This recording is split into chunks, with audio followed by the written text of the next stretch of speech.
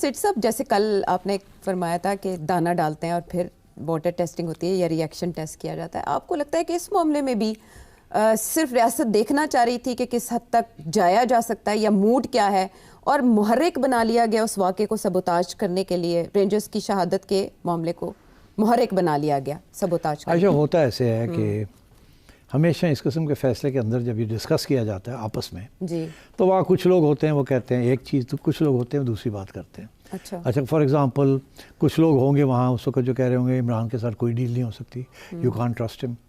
کچھ لوگ ہوں گے کہ نہیں لیٹس موو آن، ابھی سارا کچھ تو ہو نہیں جا رہا، لیٹس ڈیفیوز دا سچویشن. بہت گرمی چڑھی ہوئی ہر جگہ پہ، ٹھنڈ کریں، ہم افورڈ نہیں کر سکتے لڑائی جھگڑے اس وقت، تھوڑا سا دانے وانے ڈالیں، تھوڑی بات تو آگے چلائیں، دیکھیں کہاں تک جاتی. تو یہ چیزیں ساتھ ساتھ چلتی ہیں اور ہر پارٹی میں بھی ہوتا ہے اور کے اندر بھی ہوتا ہے. سو میں سمجھتا ہوں کہ اس قسم کی یہ ڈیولپمنٹ تھی. میرا نہیں خیال اس سے کوئی کانکریٹ چیز نکلنی تھی. میرا ابھی بھی خیال یہی ہے کہ کوئی خان صاحب کے ساتھ ڈیل نہیں ہوگی، نہ خان صاحب کریں گے نہ یہ کریں گے، بیکاز اس کا نقصان ہو جائے گا دونوں کو. مگر یہ ہے کہ کوشش ضرور ہوگی کہ ٹیمپریچر جو ہے سارا اس کو لو کیا جائے.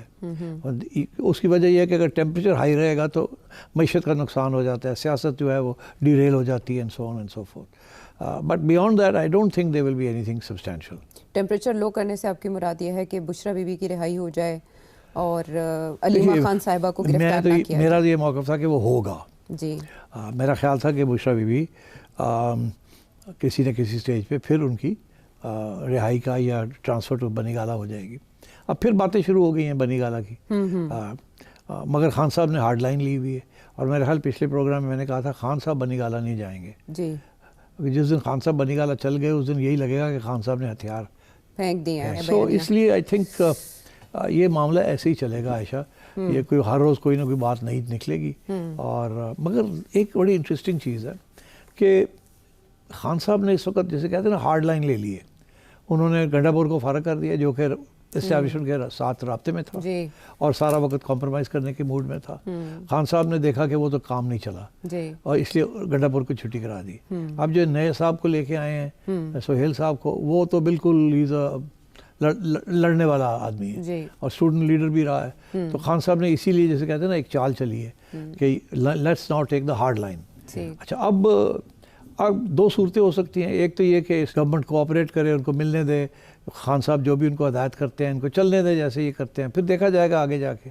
دوسرا یہ ہو سکتا ہے کہ ابھی بھی ان کے راستے میں رکاوٹیں کریٹ کی جائے تاکہ ان کو سمجھ آ جائے ایسی کوئی بات نہیں ہے، ہم ابھی بھی آپ کو معاف کرنے کے موڈ میں نہیں ہیں اور آپ سمجھتے ہیں آپ کو کھلی چھٹی مل جائے گی. ایسے نہیں ہوگا. تو یہی ہو رہا ہے اس وقت کہ ان کو کابینہ، وہ کہتے ہیں میں نے کابینہ بنانی ہے اور میں نے خان صاحب کو ملنا ہے، یہ ملنے نہیں دے رہے. ٹھیک. اور پھر عدالت سے انہوں نے اجازت لی ہے تو جیل سپرنٹینڈنٹ کہتا ہے میں تو بیٹھا تھے آ جان. وہ بیچارے پہنچ نہیں سکتے کیونکہ راستے میں پنجاب پولیس بیٹھی ہے.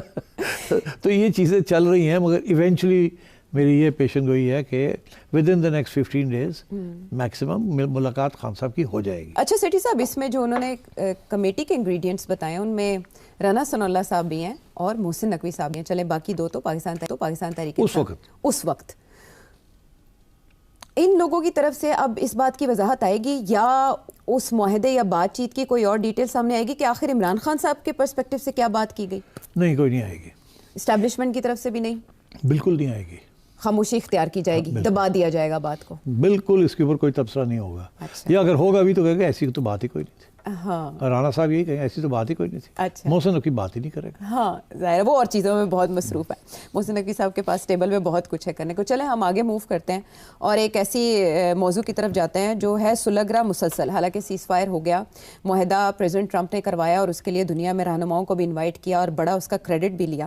اس میں اب ہم یہ دیکھ رہے ہیں کہ اسرائیلی پارلیمنٹ جو ہے وہ ایک پیش قدمی کر رہی ہے مغربی کنارے کے حوالے سے، جس کو لے کر president Trump, J D Vance اور مارکو روبیو کا ریئیکشن بھی سامنے آیا ہے.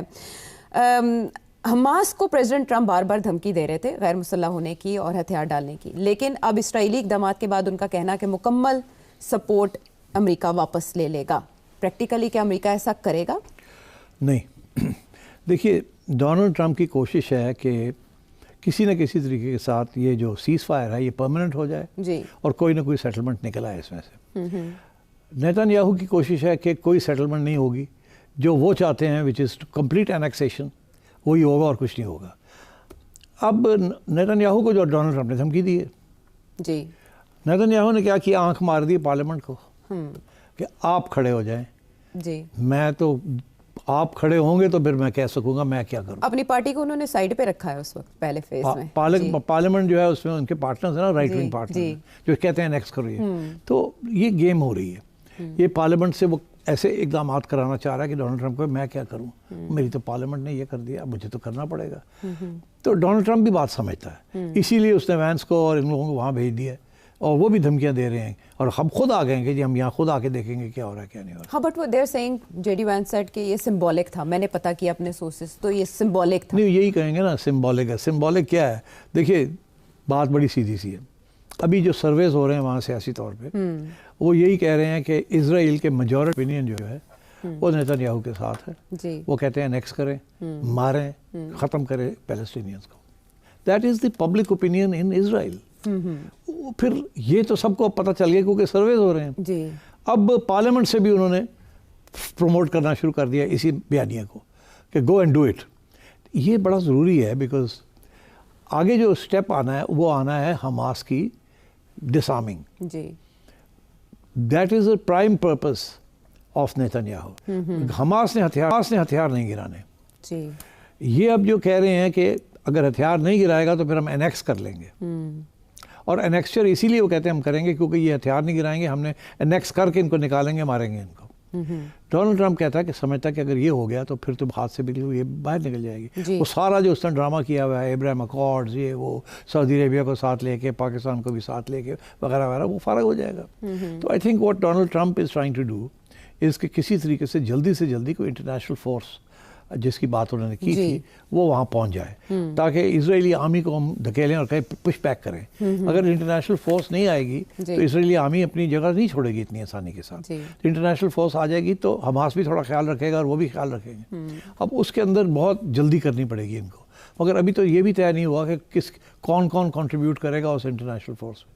ابھی صرف ایک اناؤنسمنٹ آئی ہے کینیڈا سے اور ایک آئی ہے فرام یو کے, مگر یہ تو ٹھیک کافی سارے لوگ وہاں چاہیے ہوں گے ٹو ٹیک چارج, اور پھر بہت سے جو رولز ہیں آف انگیجمنٹ وہ ابھی تک طے بھی نہیں ہوئے. تو یہی ساری پریشانی ہے کہ ایونٹس جو ہیں بہت ریپڈلی موو کر رہے ہیں فارورڈ. اور اب ڈونلڈ ٹرمپ جو ہے وہ نیتن یاہو کو دھمکیاں نہیں دے رہا, وہ تو حماس کو دھمکیاں دینی شروع کر دی. جی اچھا, یہ ریپڈلی جیسے موو کر رہے ہیں, یہی وجہ تھی کہ جو سیز فائر کا معاہدہ ہوا اس سے پہلے جو ملاقات جیرڈ کشنر نیتن یاہو کی ہوئی اور انہوں نے معاہدے میں سے کچھ اہم چیزیں نکالی اور کچھ ڈالی. آپ کو یاد ہوگا کہ اس میں مغربی کنارے کا تذکرہ نہیں تھا اور یہی پوائنٹ اٹھایا بھی گیا, لیکن حماس کو شاید فورس کیا گیا مختلف کنٹریز کی جانب سے کہ آپ اس پہ آمادگی ظاہر کریں. تو اب جو حماس اس وقت مطالبہ کر رہا تھا کہ اسرائیل کی گارنٹی کون دے گا, وہ گارنٹی مانگنا بجا تھا, کیونکہ اسرائیل کے ذہن میں یہی ہوگا کہ ایک بار سیز فائر ہو جائے, ہم حماس کو پسپا کریں اور پھر ہم آگے پیش کریں. وہ گارنٹی تو دے رہے تھے نا انٹرنیشنل فورس. جی یہ 8 مسلم ممالک پلس ادرس جنہوں نے اپنے سولجرز بھیجنے تھے تاکہ اسرائیلی آرمی پیچھے ہٹ جائے, حماس ہٹ جائے. اور